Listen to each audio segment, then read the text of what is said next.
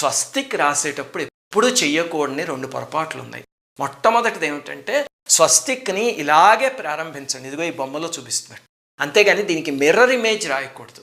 అంటే ఇక్కడ పైకి ఉన్న చోట మొదలు పెట్టాం కదా, అది అటుపక్కకు ఉండకూడదు, ఇటుపక్కకే ఉండాలి. చాలా చోట్ల స్టేజీల మీద అక్కడ కూడా పొరపాటున అలా పెట్టేస్తూ ఉంటారు అలంకరణ చేస్తున్నప్పుడు. అలా ఎప్పుడు చేయకూడదు. రెండోది, స్వస్తిక్ని ఎప్పుడు టిల్ట్ చేయకండి, అలా స్ట్రెయిట్గానే ఉంచండి. అలా చేయడం చాలా పొరపాటు, టిల్ట్ చేస్తే అంటారు. మీకు ఒక ఉదాహరణ చెప్తా. హిట్లరు నాజీజం అని ఒక పార్టీ లాంటిది పెట్టుకున్నాడు కదా, దాన్ని జెండాలో తీసుకొచ్చి స్వస్తిక్ని పెట్టాడు. అంటే చాలా శక్తివంతమైన సింబల్ కదా అని చెప్పి తీసుకొచ్చి అక్కడ పెట్టాడు. కానీ పెట్టినప్పుడు ఏం చేస్తాడంటే దాన్ని కొంచెం ఇలా పక్కకి తిప్పాడు. ఆ తిప్పడం వల్లే అతను అపజయము అపకీర్తి అవన్నీ మూట కట్టుకున్నాడు అని కూడా కొంతమంది పెద్దలు చెప్తారు.